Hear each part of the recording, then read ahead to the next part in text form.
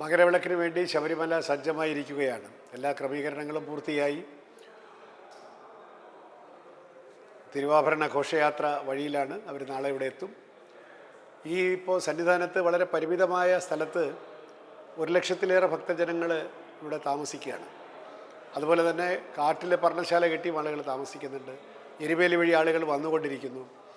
അപ്പോൾ മകരവിളക്കിന് അതിൻ്റേതായിട്ടുള്ള ചില ക്രമീകരണങ്ങളെല്ലാം ഉണ്ട്. പോലീസ് അതിനെപ്പറ്റി വളരെ സജ്ജരാണ്. മകരവിളക്ക് കഴിഞ്ഞ് എല്ലാവരും കൂടെ ഒരുമിച്ചിറങ്ങാൻ പാടില്ല എന്നുള്ള നിലയിൽ ചില ക്രമീകരണങ്ങൾ പോലീസ് വരുത്തിയിട്ടുണ്ട്. KSRTC കൂടുതൽ ബസ്സുകൾ നാളത്തേക്ക് ലഭ്യമാക്കിയിട്ടുണ്ട്, കാരണം എല്ലാവർക്കും നാട്ടിലെത്താനായിട്ട്. അപ്പോൾ പിന്നെ ഇവിടെ ചെയ്തിട്ടുള്ള ചില കാര്യങ്ങൾ, ഇപ്പോൾ സാധാരണഗതിയിൽ മകരവിളക്ക് സമയത്തൊക്കെ മുറികളുടെ ലഭ്യത കുറവായതുകൊണ്ട് ചില ക്രമക്കേടുകളും ചില ഇടനിലക്കാരൊക്കെ മുറിയെടുത്ത് ഒരുപാട് വലിയ വിലയ്ക്കൊക്കെ അത് വിൽക്കുന്ന ഒരു പ്രതിഭാസം ശബരിമലയിൽ സാധാരണമാണ്. ഇപ്രാവശ്യം അത് വലിയൊരളവിൽ നിരോധിക്കാൻ അല്ലെങ്കിൽ നിയന്ത്രിക്കാൻ ഞങ്ങൾക്ക് സാധിച്ചു. കാരണം പിന്നെ മുറികൾ ഡോണേഴ്സിനുള്ള മുറി കൊടുത്തിട്ട് ബാക്കിയുള്ള മുറികൾ എടുത്ത് അത് ഓൺലൈനിൽ ലഭ്യമാക്കാൻ സാധിച്ചു.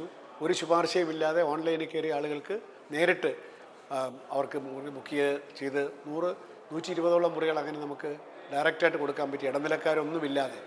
അതൊരു വലിയ നേട്ടമായിട്ട് ഞാൻ കരുതുകയാണ്. ഇനി കൂടുതൽ ഇത്തരത്തിലുള്ള സുതാര്യത നമുക്ക് ഈ കാര്യങ്ങളിൽ കൊണ്ടുവരേണ്ടതുണ്ട്. അതുപോലെ തന്നെ നാളെ ഈ തിരുമുറ്റത്തും ഫ്ലൈ ഓവറിലുമൊക്കെ നിന്ന് മകരവിളക്ക് കാണാനായിട്ട് നിൽക്കുന്ന ആളുകളുടെ കാര്യത്തിലും ചില നിയന്ത്രണങ്ങളും ക്രമീകരണങ്ങളും ഉണ്ടായിട്ടുണ്ട്. ഗോൾഡ് പാസ്, സിൽവർ പാസ് എന്ന് പറയുന്ന 2 പാസ്സാണ്. അത് സാധാരണ ഇവിടെ കമ്പ്യൂട്ടർ ജനറേറ്റഡ് പേപ്പറാണ് കൊടുക്കുക. അതിപ്രാവശ്യം ബോർഡിൽ നിന്ന് തന്നെ പ്രിൻ്റ് ചെയ്തുകൊണ്ട് പ്രത്യേകമായിട്ടുള്ള പാസ് കൊണ്ടുവന്നിരിക്കുകയാണ്.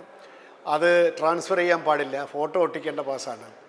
അപ്പോൾ സാധാരണ ചിലരൊക്കെ പണ്ട് പാസ് വാങ്ങിയിട്ട് അത് 10,000 രൂപയ്ക്കെല്ലാം വിറ്റിരുന്നു എന്നൊക്കെ കേട്ടിട്ടുണ്ട്.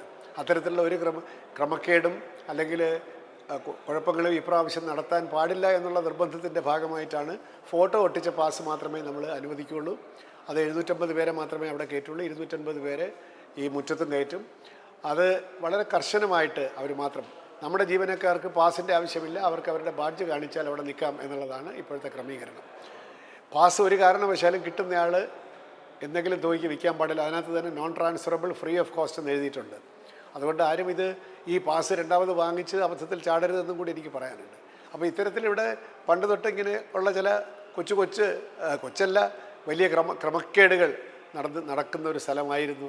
അത് പരമാവധി നിയന്ത്രിച്ചുകൊണ്ട് സുതാര്യത ഉറപ്പ് വരുത്തിക്കൊണ്ട് മുമ്പോട്ട് പോവുകയാണ്.